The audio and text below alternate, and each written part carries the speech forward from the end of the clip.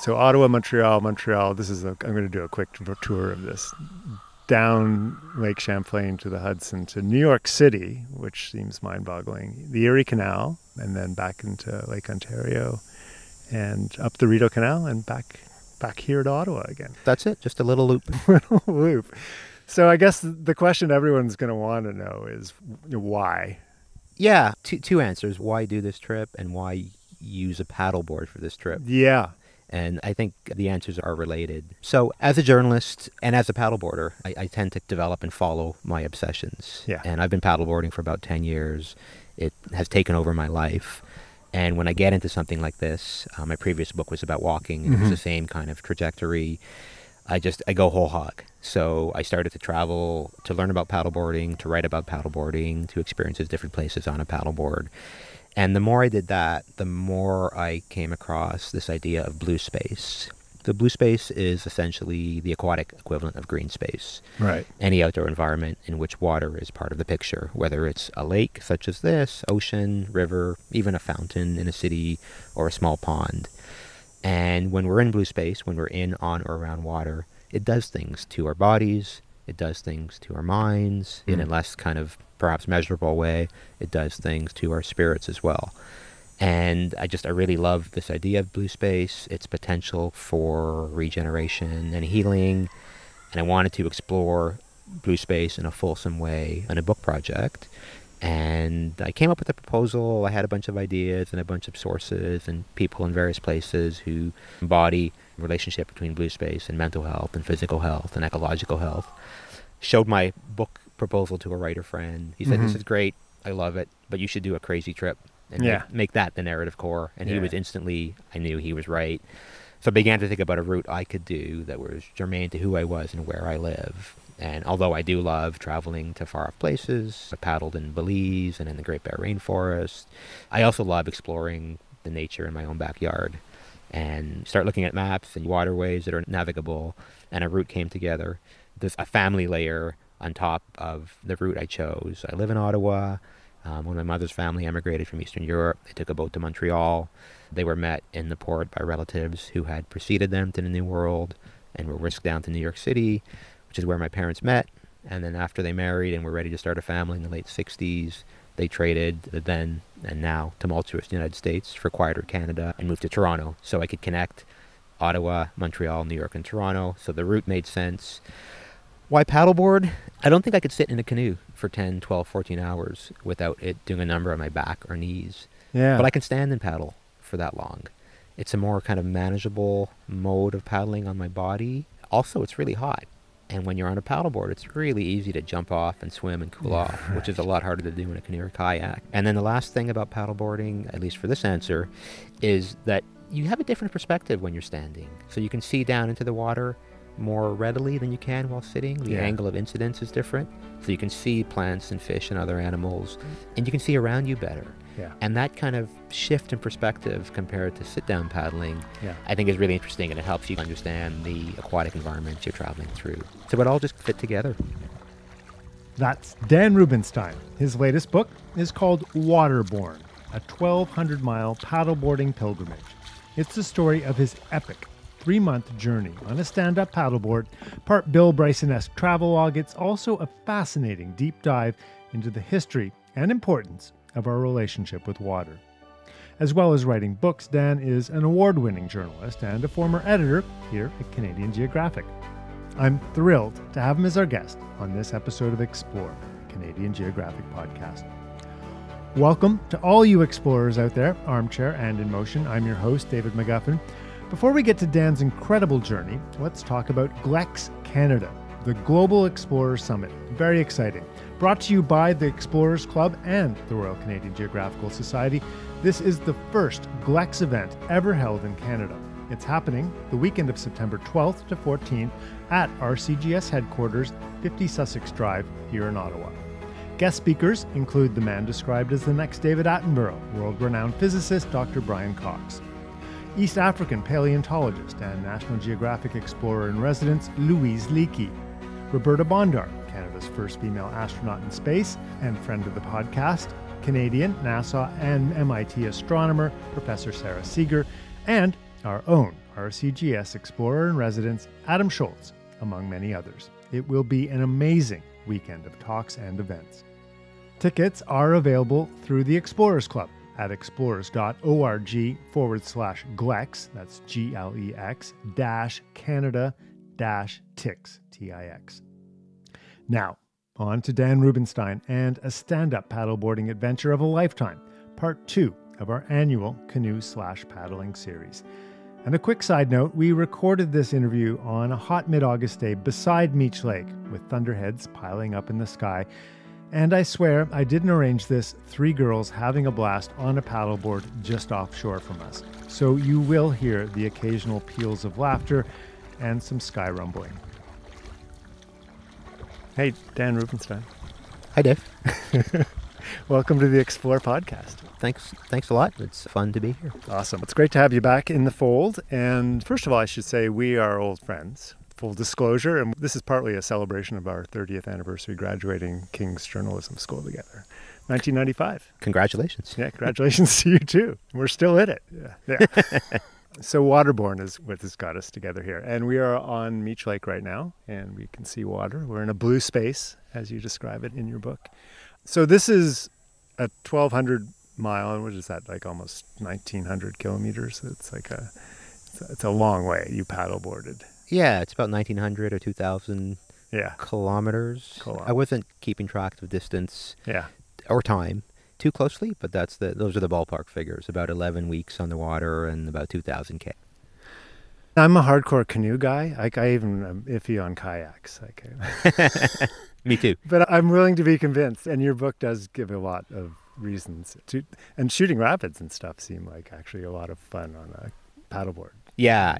I don't advocate somebody who gets on a paddleboard for the first time embark on a long trip. Yeah. But incrementally over time, I was able to develop the knowledge and experience. Yeah. And I learned from a lot of really great paddlers about how to do it safely and well. And some of the paddlers I learned from were really amazing athletes, but they were also, I would say, philosophers, and they talked about perspective. Yeah. And they talked to me about the vulnerability of traveling on a paddleboard and being susceptible to tides and currents and winds and not trying to overcome them, but fitting into those more natural rhythms. So it seems to fit with who I am and how I approach trips like this. Yeah. It's interesting you mentioned your previous book too, Born to Walk, which is obviously about walking and our relationship with walking, and that human beings are effectively born to walk. It's a brilliant book, and I recommend people read it. There's an element of walking, and then there's an element with water too, which are all centered around pilgrimages. And I'm just wondering how much there was a framework of a pilgrimage in this for you, or how much that even came into your thinking. The definition of pilgrimage that I really like, it's like steady progress towards a distant goal. Yeah. And that can be physical or more ephemeral at the same time. Yeah. And I think in a trip like this, I was pilgrimaging in a sense to New York City to figure out where I'm from, where the spark that set off my family came together. But water is an elemental part of who we are. It's the majority of our bodies. It's the majority of all plants and animals. It's the majority of the planet. It's why our communities are where they are. It's how we move around the world. So a pilgrimage to blue space, to really understand our relationship with water. And although we're sitting on a lake today, and when it's hot, as it has been in the Ottawa area lately, we're drawn to the water. In decades past, we turned our backs to water. Cities that grew underwater, it became the industrial kind of dumping ground, and we started looking elsewhere. And I think returning to water and to borrow teachings, to return to teachings around water, I think is important when we're facing some of the challenges and crises of our moment, of this era. There's a Bill Bryson-esque aspect to this trip, which I love, and it's you and your foibles and getting around all these places. But there's also, you spend time talking to activists, and whether environmental activists or Indigenous activists, around these blue spaces, around these rivers and lakes. Among those, who stood out, whose story really struck you, that really drew everything together and what you were looking for, do you think? Yeah, really good question. First of all, I think you need a bit of sugar to make the medicine go down. Yeah. So making fun of myself, my foibles, that's the kind of stuff I like to read when I read creative nonfiction, travel ebooks. So I wanted to write a book that people enjoyed reading, that there was some entertainment value to it. But I think there's some serious stuff that I try to explore as a journalist, and try to be a conduit for the stories and voices and experiences of other people.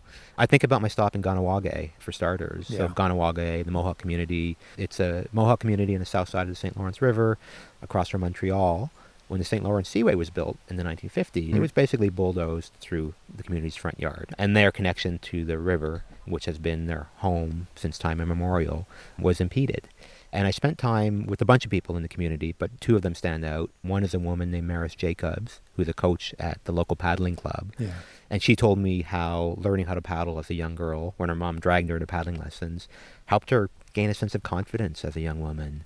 She became a really competitive, successful, elite paddler, and now she's a coach at the club. And they're not just developing good athletes, they're developing, as she told me, good community members. So they're helping local kids connect with their ancestors, who are always paddlers, and just be good people. I also spent some time in Ganawage with a guy named Cole DeLille, who works for the local environmental department. And when the Seaway was built, a lot of the rock and debris were dumped into a series of small islands just offshore to create one big arid island, Tekakwitha Island. And in the last 10, 15 years, it's been renaturalized.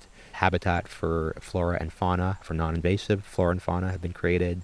Places for people to hang out, benches, and a boat launch, fishing areas, a bike path. And just in this experience, I saw that Ganawage, which was disconnected from the river, is really working hard to reestablish and recenter the St. Lawrence as part of daily life. And that was really inspiring, that even a place that's facing challenges and struggles has been able to restore this elemental and important connection. That was at the end of the first leg or first week of my trip from Ottawa to Montreal. And it really set the tone for a lot of the reporting that followed. Just the impact, and you talk about blue spaces, and there's been a lot of sort of research on those blue spaces. For a community like that, which has had, like you say, a lot of challenges, what is the impact for young people? Yeah, I mean, I think when I think about the health benefits of blue space, it's physical health and mental health. Yeah. And paddling does that. Paddling gives kids an outlet. Yeah. It makes their body strong. Yeah. It makes their mind strong. I talked to a young man there who's a med school student at McGill, and he said that despite his busy academic world and all of his other community activities, going to the water is restorative and allows him to kind of balance and gives him the capacity to do all the things he does. Yeah. Not everybody's going to go to med school, but for whatever challenges or issues you're facing, if you have a happy place, if you have a place that kind of brings you inner peace and joy and fulfillment, that gives you the strength or the foundation to do other things. So creating an outlet for kids to be on the water is important. Creating an island where you can walk around and sit in the shade and fish is also important, right? Yeah. We all like recreation. We all like doing these things. You just need access to it. And they've taken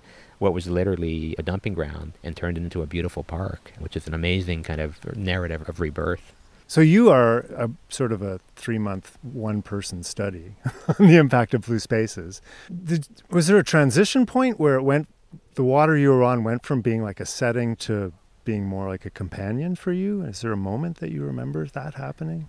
Yeah, there was a day on Lake Champlain. Usually I had a bit of a schedule to keep. So as much as I would have liked to fully slip into natural rhythms, I had people in the real world to meet up with and talk to, so I had to stick to a bit of a schedule, even though there was a lot of fluidity to it. But there was one day on Lake Champlain where usually I had a fair bit of distance to cover each day, so there was a lot of hard paddling. But in this particular day, it was a fairly short day on the water, and I had nothing to do that night, and I could take my time. And I remember pulling over at the state park, and lunch typically consisted of whatever I had in my dry bag shoved into my mouth and then keep going. But on this day, I took out my camp stove and heated up, cooked some rehydrated food, and took my time eating, and then went for a swim, and was laying down in the rocks in the sun to warm up and dry afterwards. And it felt like I had always been doing that. It felt like this was what I was meant to do, but it felt like it had always been on this trip. And this was only a handful of days into the second leg of my trip when I left Canada, crossed the border, and started heading south to New York City. But it just felt, I've never done anything else. It just really felt like home, I think, in a sense. A little bit later on the Erie Canal, I anointed myself with this moniker, Swamp Thing, because of how I was living. I was in the mud, crawling up steep embankments through bushes to get into towns to find food. I smelled bad. I looked bad. I had stuff in my hair. My clothes needed laundering. And I didn't mind. I felt at home as Swamp Thing. There was a synergy between me and whatever bacteria I was dwelling in, to the extent that when I was going through locks on the Erie Canal, They're not the cleanest places. There's bird poop in the water. Boats spend a lot of time in there, so there's probably more effluent. But for me, being in a lock, you've got your arm around one of the ropes. Being in a lock was 15 or 20 minutes of not paddling, and that was time to eat, drink, take notes, make calls, send emails, and I didn't care that there was goose poop everywhere. I was just taking advantage of a 50-minute respite to do what I needed to do. It felt really comfortable. What strikes me too, a big chunk of this trip is through New York State, and a lot of it's upstate New York, which I've spent a lot of time in, and it's Trump territory now, right? It's a place that's had a lot of very hard economic times, and I'm just curious, given that the moment we're in between Canada and the US, and obviously this was before that, but what struck you about the people you met in that environment as a Canadian, as a traveler from somewhere else? Yeah, another great question. A friend who was one of my first readers actually pointed out when he was looking at early drafts of the book, something that I didn't really notice and was able to draw out when I got back into the text. But the Americans I met were in your face and outgoing. Yeah. Within minutes of meeting people, Yeah. they wanted to know who you were, where you were going. They wanted your story, and they weren't shy about sharing theirs. And we have this image of the polite Canadian, and the Canadians I met, by comparison, were much more reserved. And some of them didn't care who I was or where I was going, and certainly didn't want to share their stories with me. So there's literally that guy at the end who's like, I don't want to know. Yeah. What does he say? I don't want to know where you came from. Tell me where you came from on that thing. And he was joking, but I think he was. It was a also Canadian serious. joking. Yeah. I don't care about who you are. And so yeah, my first impression, a bit retroactively, but my impression of the Americans I met was they were just really outgoing and curious and engaged. Yeah. And that's really refreshing. Granted, I'm in blue space, I'm outdoors, I'm in an environment where the likelihood of sparking up a conversation is stronger than in a big, fast-moving city. Yeah. But I like that about the Americans I met. We didn't talk politics, right? When you're on the water, when you're traveling on water, you talk about where you are. You talk about who you are. You talk about where you're going and the places around there. I talked to people who were sitting in front of their places with Trump flags flying above. Yeah. We didn't talk politics. I didn't keep on paddling because they voted for a politician who I might not vote for.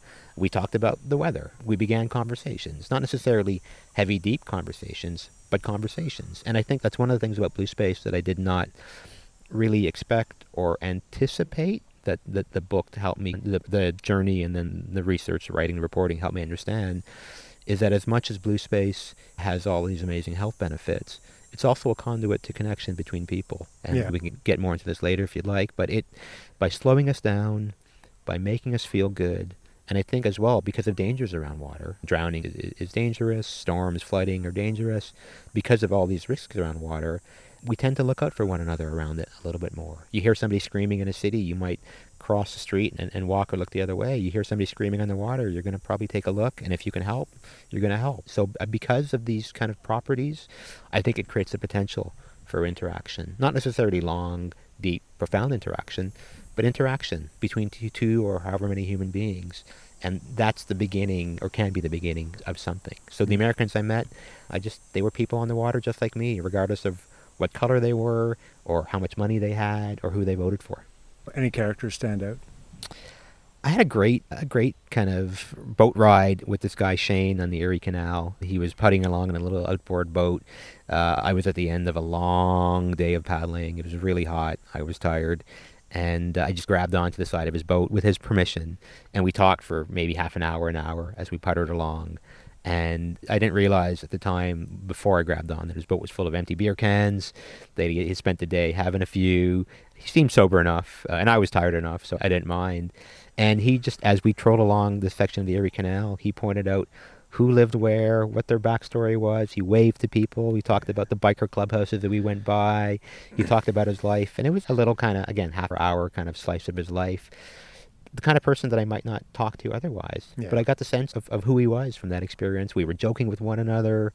He told me that if I was on the run from the cops, that a paddleboard might not be the best way to get away from them. And then he pointed out a park where, although camping was not permitted, I could probably get away with camping. Yeah. And insisted that I take his phone number and call him if there was any trouble. So he was looking out for me, even though he didn't know who I was and had no interest in taking care of this weird Canadian paddling through his part of New York State. Not to dunk on social media, but that's like the opposite of social media in so many ways. And again, it goes back to that being in that blue space, the tension's lowered, you're in this common environment, and you're more prone to make a connection than you would in, say, social media. Yeah, and this is something I got into a bit in my walking book, that when our interactions are mediated by technology, whether it's a computer or a car, we dehumanize one another. Yeah. There was a great study, if I can recall the details, where there's some kind of confrontation between teenagers at a bench in a park. And it was a staged performance for this research project.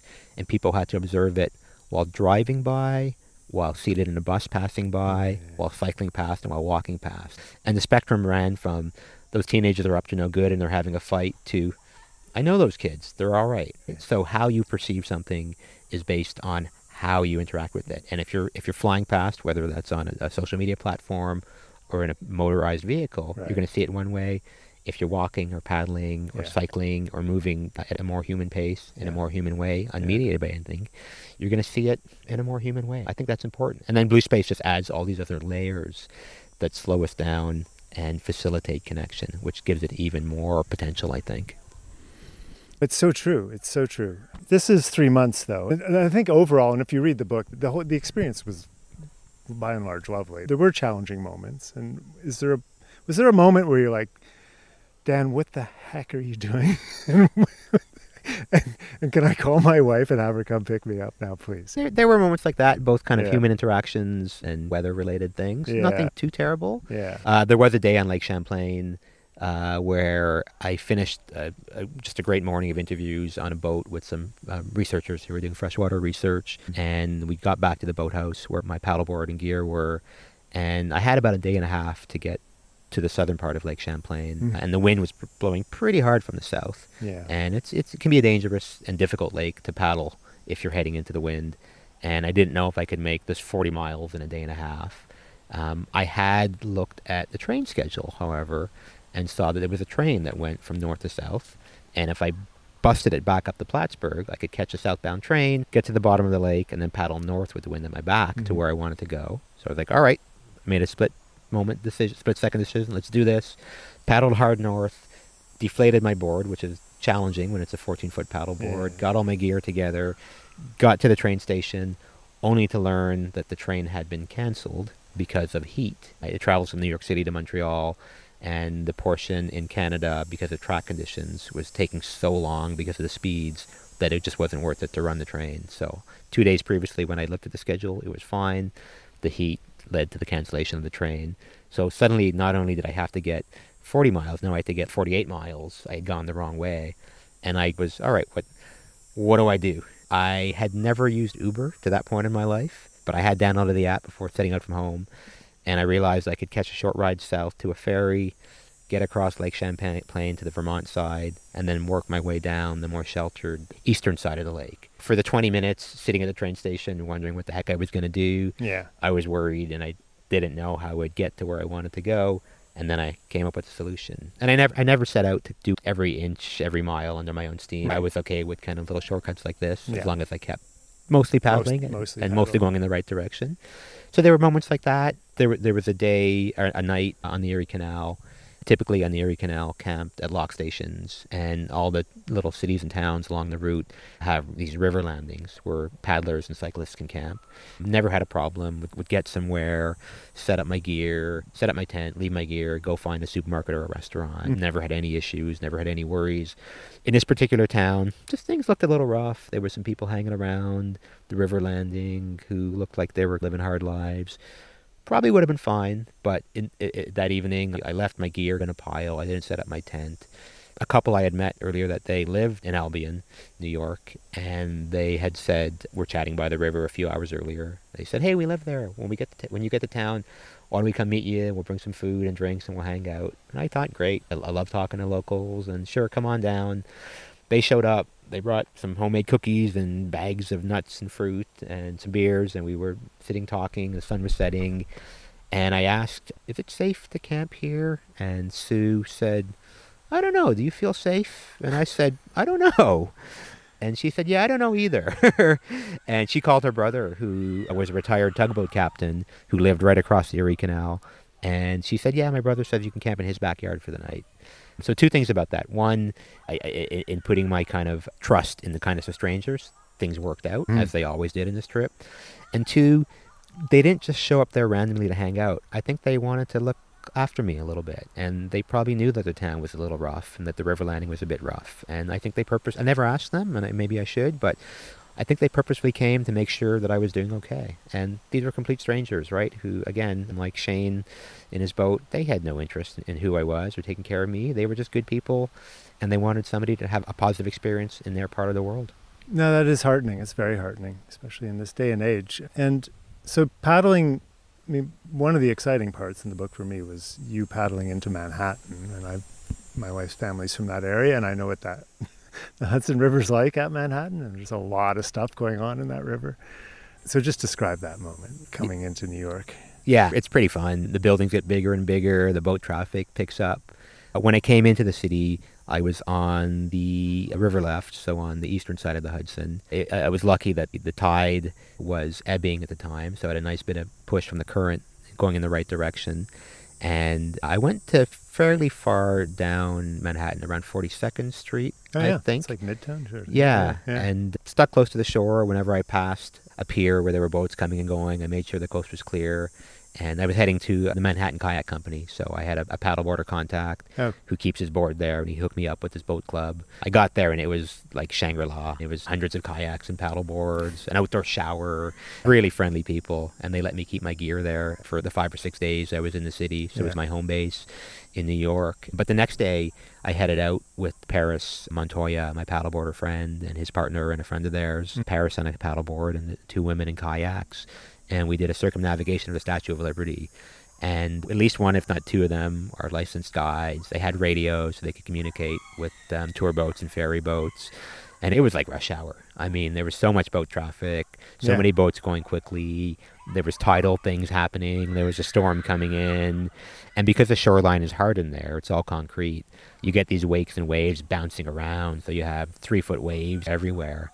Super fun. I was glad I had company with me and people who knew what they were doing. But the next day I went out across the Hudson by myself to Hoboken, and my friends gave me kind of tips on where to cross and what to look for. I had no radio. I had only the knowledge from the previous couple of days of paddling. Are people taking notice of you, other people, or are you just sort of part of the landscape? You're just out there on a paddleboard. Yeah. I mean, I don't know what the boaters are seeing or saying. Yeah. I did see other kayakers, not that day, but other times I paddled. I did see other people in personal watercraft. Yeah. But it's not, in a sense, it's complicated because you could get hurt, but it's also not that complicated. You get, you hug the shoreline, you get to a crossing point, you head out to the main shipping lane in the middle of the river. You look both ways. Big ships travel quickly and they don't stop quickly. And then when you have an opening, you get across. And that's what I did. And it was remarkable. It was really fun. It was invigorating. The day I went to Hoboken, my destination was the Hoboken Cove Community Boathouse, which is a wonderful nonprofit right on the Hudson on the Jersey side. And their whole mandate is getting people onto the water for free in this cove, getting people out in kayaks and paddleboards, and allowing folks who don't have a vehicle to travel elsewhere or the means to have their own boat to get out and see how beautiful the river is. And the day I went there was City of Water Day. So there were dozens and dozens of people in the water, a whole bunch of activities and speakers and booths, and it was just this carnival on the river. So I found my people when I got there. And that boathouse you're talking about there, where they're getting people out on the water, and there is study after study that shows that getting people with less opportunities out onto water dramatically impacts their outcomes in life. There is a lot of research in the book. A lot of it is in environmental psychology or associated or related fields. A lot of it comes out of the UK and Europe. Matt White is the world's leading researcher in this area. He's a British environmental psychologist currently at the University of Vienna. And we've talked a bunch of times over the years, and one of the things he said to me that really stood out is that if you're rich, you're pretty much happy and healthy no matter where you are, or you have a much greater likelihood of being happy and healthy. So getting to blue space, sure, it might be good for you, but it doesn't necessarily have a profound impact on your health. But if you're poor, it matters hugely. So creating opportunities and spaces for people who are struggling socioeconomically can help address some of the social determinants of health. It's mental health, it's physical health, it's cross-generational play, it's socialization. It does so many amazing things. And some of the groups that I reported on in the book, including the Hoboken Cove Boathouse, a nonprofit, that's a big part of their mandate. There's a guy up in Yonkers, Chev Dixon, who's an amazing kayak athlete, an activist. Chev's a Jamaican American. And the first time he saw a kayak, I was peering in through the locked fence at a kayak club. And the guy there said, hey, if you want to come check out the boats, check them out. Chev and his friends learned how to kayak. It really took for him. He became a guide eventually. And now he runs a nonprofit called the Hudson River Riders, which takes marginalized kids from Yonkers and gets them onto the water so they can experience all of the grandeur and beauty of what the Hudson is. Otherwise, you're in the city on the river and you're just looking at the water, you're looking at the green hills and the Palisades on the Jersey side across, and you have no way of experiencing them. So they take kids out and they show them these things. And then the downstream benefit of projects like this is that research shows that being in blue space encourages pro-environmental behavior. Exactly. Yeah. Especially among children, right? So you're creating that next generation of environmental stewards. And this fits in line with riverkeeper organizations and their whole ethos, which is to know it or use it is to love it, and to love it is to want to protect it. So how do we encourage kids who might have some big challenges in their lives to become environmental stewards and more conscious of the need to help preserve the natural world? Is if they can enjoy it, they're going to want to take care of it and save it for their kids. Get them involved. Yeah, absolutely. And just talking about the Hudson River too, I love that Pete Seeger shows up in this. My dad was a huge Pete Seeger and Weavers fan. And I had no idea, I didn't know that aspect of his history, is that he was a big proponent of, he's the guy that really got saving the Hudson River going. Like, that was completely destroyed river for the most part. And yeah, he built a boat and got a bunch of people out in the water. And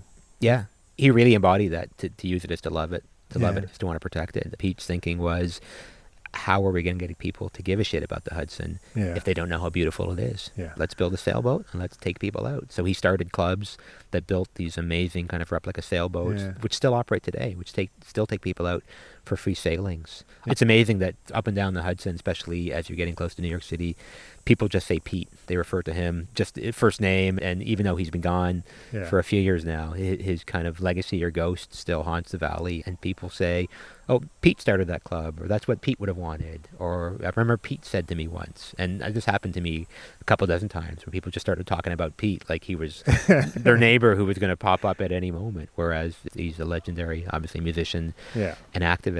And the Hudson was dead. The Hudson was one of the most polluted rivers in the United States, amongst many ways to describe the degradation. The line I like is that you could tell what color the cars were being painted in some of the auto factories by looking at the river, and you can see, oh, they're making red cars today. Yeah, it's mind-boggling. And now it's healthy and clean.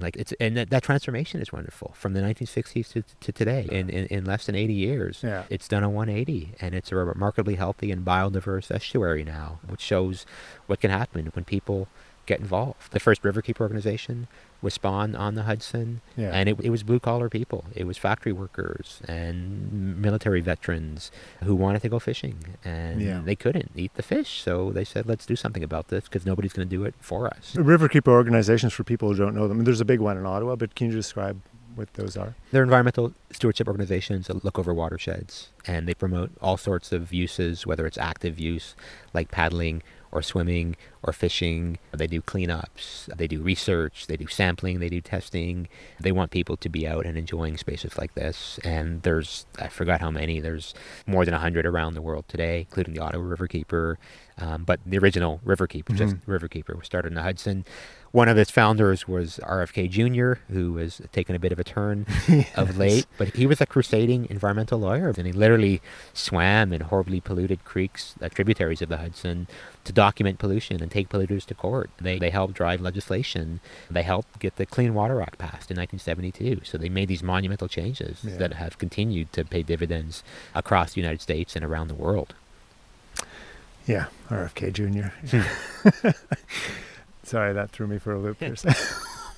Some people say that what he ingested or was exposed to in the river may have played a role in his current state of mind. I don't know if there's any evidence about that, though. It could be. But yeah, it was in your book. It's like GE's paid $1.5 billion doing river cleanup or something like that because of lawsuits in the Hudson River specifically. That must be encouraging. What gave you hope coming out of the end of this, having done 3 months on these water bodies?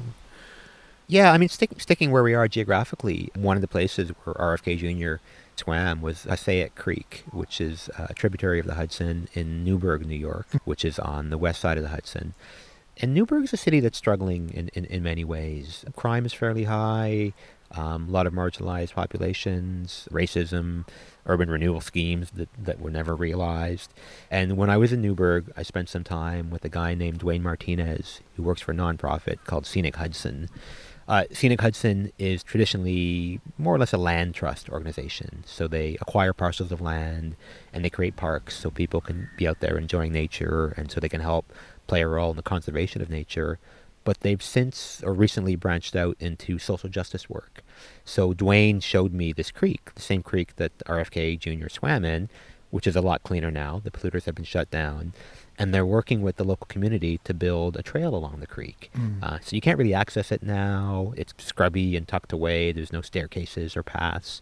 And amidst all of the needs in the community, they see access to blue space as central in terms of giving people opportunities. Again, I keep saying this, for mental health, for physical health, for social interaction, to encourage environmental stewardship. This ties in to Indigenous ways of being and knowing and all of our relations and the connection between human life and more than human life. And according to Dwayne, who runs Scenic Hudson's River Cities program, yeah, there's a lot of other needs, but this is about health. This is about individual health and community health and ecological health. And in terms of bang for your buck investments, and this is something borne out by the research, people need housing, people need healthcare, people need education and economic opportunity, but creating access to natural spaces can do so much for people who are struggling. It creates a foundation from which other things can grow. And that gave me hope, seeing a community in need, but seeing the potential for a rebirth and renewal. Yeah. Oh, pathetic fallacy going on there, huh? Yeah. Bit of thunder coming in. Rumbling thunder as we sit on the side of the lake. Just to wrap it up, and after 3 months on the water, what does water mean to you? It's everything. My thinking has been deepened and informed, I think, by some reading I've done since finishing my book. I recently finished reading Robert McFarlane's Is a River Alive? Right. And Leanne Bedasamasake Simpson's Theory of Water. Both who I've interviewed as well. Yeah. So, and I'm in the midst of writing a podcast. Yeah. Okay. In the midst of writing a joint review of both books, which was a weighty challenge for me to summarize and interpret their work. But it's everything. It's central to the web of life. And anecdotally, we're all drawn to water, and we know people who are drawn to water. And this reading and thinking helps me understand why. It's not just because it's a hot day and I need to cool off or be in a cooler environment. It's because without water, we're gone. Without centering water in our lives, we're gone. And it's been a hot summer in Ottawa, and I find myself swimming as often as possible in as many places as possible. There's a new swimming dock at Dow's Lake on the Erie Canal. I can jump in there when I'm out for a run or a walk or a bike ride, or even at lunch from my office at Carleton University. There's beaches and docks and green space on the Rideau River, which aren't official swimming places, but are wonderful places to cool off in. So I find myself just increasingly drawn to water. And on a day like today, there's nowhere else I would rather be than in, on, or around water. Absolutely. And to go back with something you mentioned at the start, we're 60% water, right? So just from a scientific basis alone, the attraction is obvious, and the reason why it's good for us seems obvious, doesn't it? And I can only tell you, when I'm in water, I can feel tension drain away. So thank you for bringing us this adventure and giving us all more reasons to get out on water. Thank you very much, Dave. It's been a great chat. I loved it. Thank you. And thanks to all of you for listening. A reminder, be sure to check out the Global Explorer Summit happening at our CGS headquarters in Ottawa from September 12th to 14th. Tickets are available at explorers.org. We'll be dropping our next episode just ahead of Glegs, so a week from this Thursday. It features Explorers Club President Richard Weiss talking about his own fascinating lifetime of adventures, and we'll have some great episodes coming up after that, including Adam Schultz talking about his new book, Vanished Beyond the Map, The Mystery of the Lost Explorer Hubert Darrell. And best-selling author John U. Bacon talks to us about The Gales of November, his new book marking the 50th anniversary of the wreck of the Edmund Fitzgerald. Cue up your Gordon Lightfoot. Remember, if you like this episode or this podcast, share a link with family, friends, and colleagues. It's the best way to get the word out about Explore. And be sure to give us a rating and review where you listen. Be sure to subscribe so you don't miss future episodes. Until next time, when we'll explore again, I'm David McGuffin. I think right now we're enjoying very much looking back at the Earth, and it's just a fantastic experience, and I just can't wait to get back and start telling people. We left Simpson about June the 10th with a fur brigade consisting of a number of yacht boats, each manned by 10 voyageurs. For us Inuit, it means that Inuit oral history is very strong. And we flew low over every inch of the country that could be. We were hoping that he would fire at us. I guess 160 dives or so. There are shrimp, fish swimming around outside. It's just fabulous here. Well, I'm a first for Canada.